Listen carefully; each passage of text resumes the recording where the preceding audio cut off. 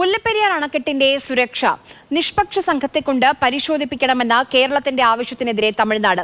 കേരളത്തിന്റെ ആവശ്യം തള്ളണം എന്ന് ആവശ്യപ്പെട്ട് സുപ്രീം കോടതിയിൽ തമിഴ്നാട് സത്യവാങ്മൂലം ഫയൽ ചെയ്തു.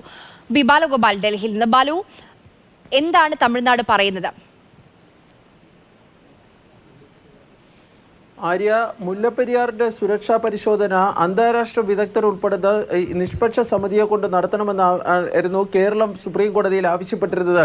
ഈ ആവശ്യത്തെ എതിർത്തുകൊണ്ടാണ് ഇപ്പോൾ തമിഴ്നാട് സർക്കാർ സുപ്രീം കോടതിയിൽ സത്യവാങ്മൂലം ഫയൽ ചെയ്തിരിക്കുന്നത്. ഈ സത്യവാങ്മൂലത്തിൽ ആവശ്യപ്പെട്ടിരിക്കുന്ന പ്രധാന കാര്യങ്ങൾ ഇവയാണ്. ഒന്ന്, ഈ 2021 പാർലമെന്റ് പാസാക്കിയ ഡാം സുരക്ഷാ നിയമപ്രകാരം ഈ ഡാമിന്റെ ഉടമസ്ഥർ ആരാണോ അവരാണ് ഈ സുരക്ഷാ പരിശോധന നടത്തേണ്ടത്. മുല്ലപ്പെരിയാറിന്റെ ഉടമസ്ഥർ തങ്ങളാണെന്നും അതുകൊണ്ട് തന്നെ സുരക്ഷാ പരിശോധന നടത്തേണ്ടത് തങ്ങളാണ് എന്നാണ് തമിഴ്നാട് സർക്കാർ സുപ്രീം കോടതിയെ അറിയിച്ചിരിക്കുന്നത്.